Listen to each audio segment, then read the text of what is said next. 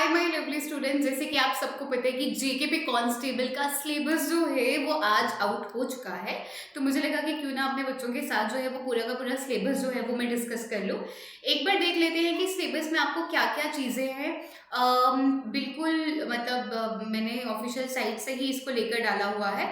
तो पहली बात तो मतलब मुझे थोड़ा सा तरस भी आ रहा था बच्चों का, क्योंकि जो हमारे ऑफलाइन बैचेस चल रहे हैं और जो ऑनलाइन बैचेस चल रहे हैं जेके पे कांस्टेबल के, उसमें सारे बच्चे ये कह रहे थे कि मैम इंग्लिश तो आएगी नहीं, इंग्लिश तो हम पढ़ेंगे नहीं, इंग्लिश की क्लास तो हम लेंगे नहीं। क्योंकि ऑब्वियसली पूरा का पूरा बैच अलग होता है, तो उनको लगता है कि इंग्लिश नहीं आएगी, तो इंग्लिश की क्लास हम भी नहीं लगा रहे थे, क्योंकि बच्चे टिक ही नहीं रहे थे। उनके दिमाग में एक मिथ बनी हुई थी कि इंग्लिश जो है वो नहीं आएगी। तो जेकेपी कांस्टेबल मतलब जेकेपी पुलिस वालों ने आपको बहुत ज़्यादा खुश कर दिया है। क्या किया है कि 25 मार्क्स की पूरी भाई इंग्लिश रख दी है कि अब नाचो, मजे करो।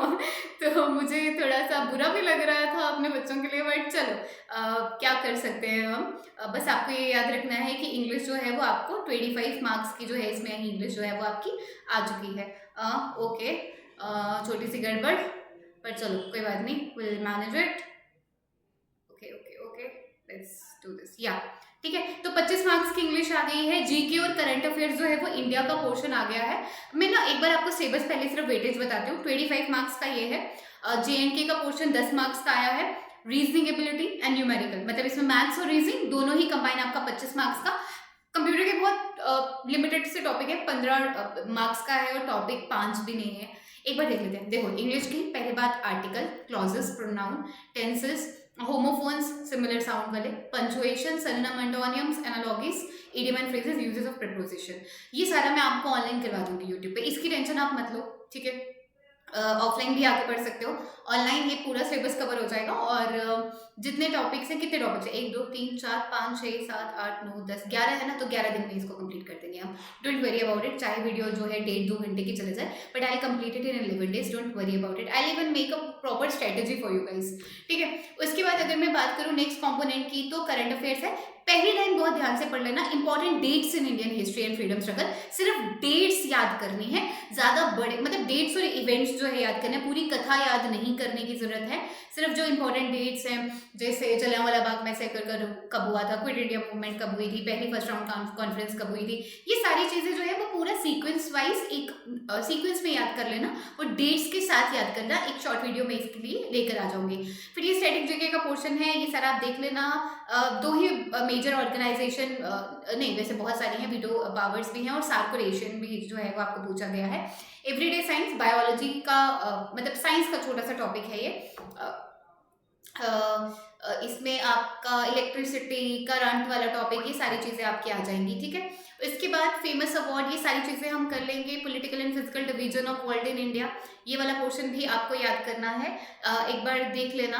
कुछ ज्योग्राफी के टॉपिक्स हैं, और this is for the polity वाला पोर्शन, डेमोक्रेसी इंस्टीट्यूशन, ये सारी चीज़ें will cover it. Centrally sponsored scheme जो है यहाँ पर मैंने यूट्यूब पे ऑलरेडी जब फा का सिलेबस पढ़ाया था तब भी मैंने ये कवर करवाई थी, और आपको भी मैं ये अच्छे से कवर करवा दूंगी।